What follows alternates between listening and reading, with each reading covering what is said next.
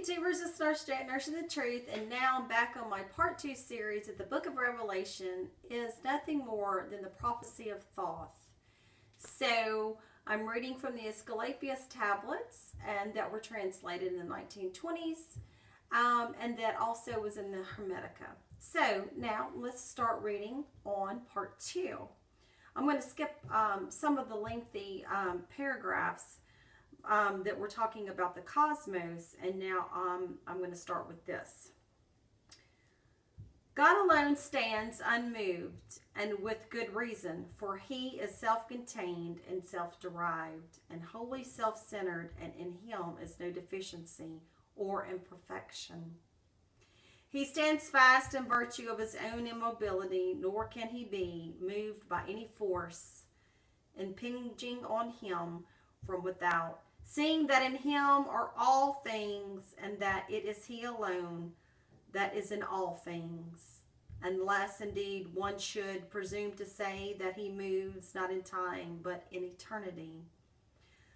But it should rather be said that eternity also is motionless, and to eternity all movements of time go back, and from eternity all movements of time take their beginning. And God then stands unmoved, and eternity likewise is ever changeless, containing in itself a cosmos which is without beginning, even that cosmos which we rightly call imperceptible to senses. This cosmos has been made in the image of that other cosmos and reproduces eternity in a copy. Now time, though it is ever in movement, reproduces in a, Now time, though it is ever in movement, possesses a faculty of stability peculiar to itself, and that its return into itself is determined by necessity. And accordingly, though eternity is stable, it's fixed and motionless. And yet, since time is mobile and its movement ever goes back into eternity, it results from this that eternity also, though motionless in itself, appears to be in motion on account of its relation to time. For eternity enters into time, and it is in time that all movement takes place.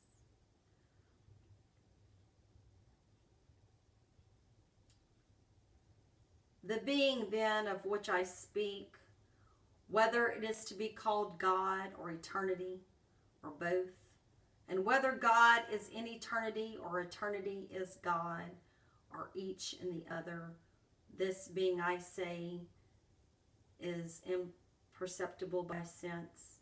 It is infinite, incomprehensible, immeasurable. It exceeds our powers and is beyond our scrutiny. The place of it, the whither and whence, the manner and quality of its being are unknown to us. It moves in absolutely stability, and its stability moves within it. Eternity then is not limited to the conditions of time, and time, which admits numeral limitations, is eternal in virtue of its cyclic recurrence, and this time as well as eternity is infinite and is thought to be eternal. But eternity is rightly held to rank above time in virtue of its fixity, for it's firmly fixed so as to be able by its rigid immobility to sustain those things which are in motion, and God and eternity then are the first principle of all things that exist. The cosmos does not hold the first and highest place because it's mobile, for its mobility takes precedence of the immutability with which it obeys the law of its everlasting movement, which is secondary sort of eternity. The divine mind is wholly of like nature with eternity. It is motionless in itself, but though stable, is yet self-moving, and is holy and incorruptible and everlasting, and has all attributes yet higher, if higher they be, that can be assigned to the eternal life of the supreme God, that which life stands fast in absolute reality. It is wholly fixed, filled with all things imperceptible to sense, and with all embracing knowledge. It is, so to speak, consubstantial with God. The divine mind eye descends in the scale of being as far as man, but no farther. For the supreme God willed not the divine mind should be interfixed with all things, lest it should be put to shame by mingling with the lower animals. The knowledge which corresponds to the character and extent of the human mind is based wholly on man's memory of the past. It is the retentiveness of his mind on his memory that has given him dominion over the earth, and the knowledge which corresponds to the nature and character of the cosmic mind is such as can be procured from all the sensible things in the cosmos. But the knowledge which corresponds to the character of the supreme God's mind, this knowledge, and this alone is truth. And of this truth, not the faintest outline or shadow is discernible in the cosmos.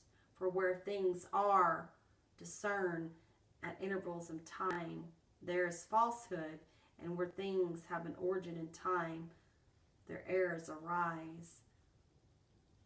Last but not least, thought, however, differs from mind.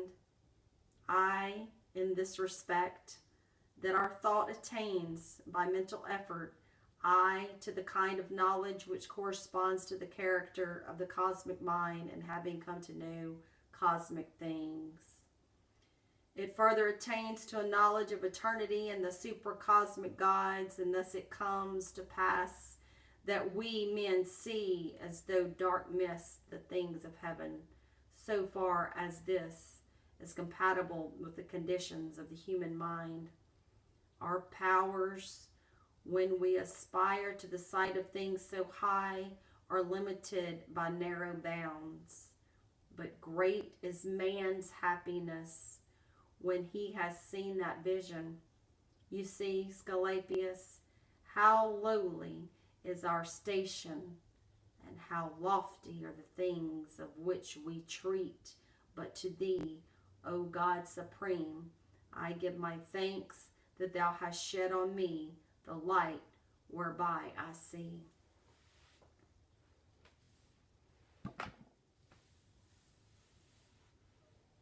Wow. Sorry for the lengthy reading, but it is truth. I don't know if things of the ancient world, does it resonate with you? Because I know it resonates with me. I get chill bumps when I read these things. These men were very, very intelligent. Were they the gods of old manifestations? You have to read the Emerald Tablets of Thoth and the Kabbalion by the Three Initiates to understand this kind of stuff.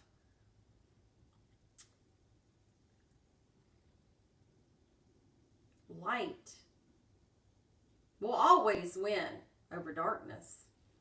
Evil deeds will always be exposed. Men's corruption of other evil entities or doers will be the destruction of this new Atlantis. America is the new Atlantis, and it will go down one way or another. You cannot keep swinging on this pendulum of evil and injustice and raping and robbing and killing and slaughtering of innocents till the blood runs up to the bridle of a horse's mouth.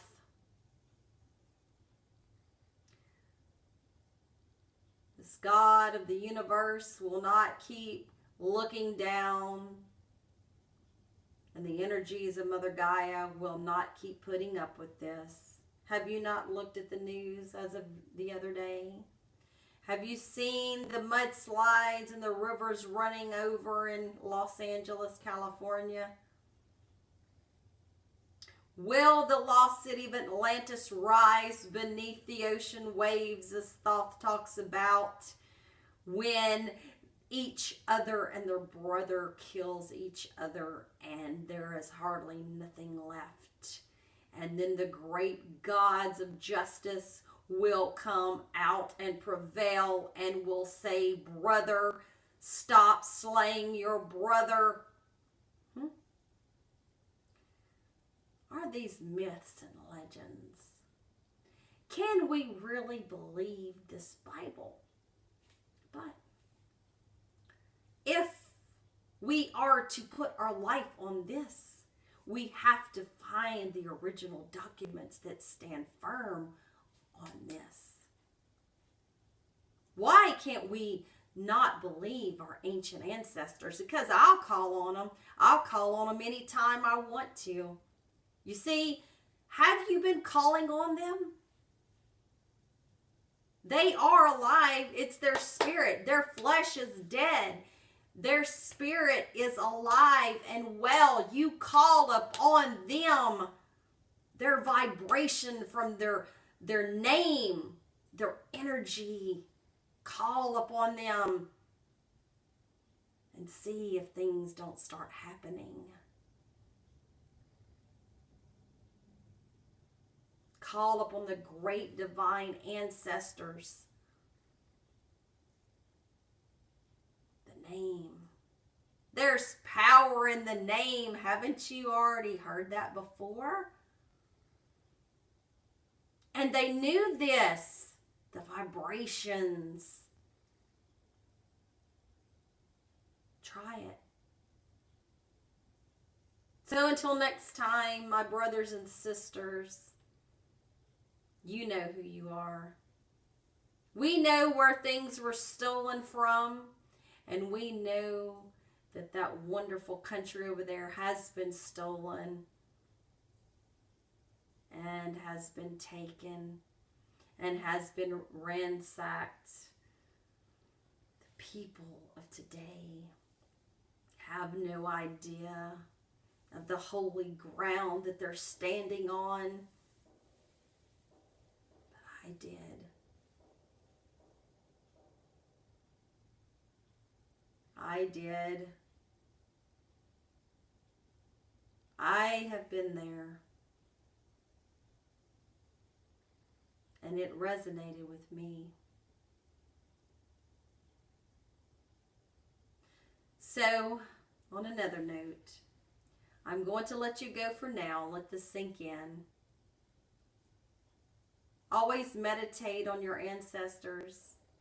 They're not dead, my friends. They didn't die in spirit. They are alive and they hear you.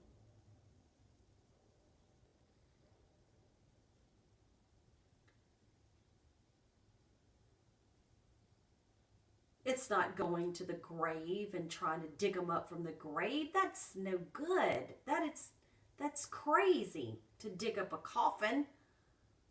That's not spirituality. Spirituality is when you call upon the name.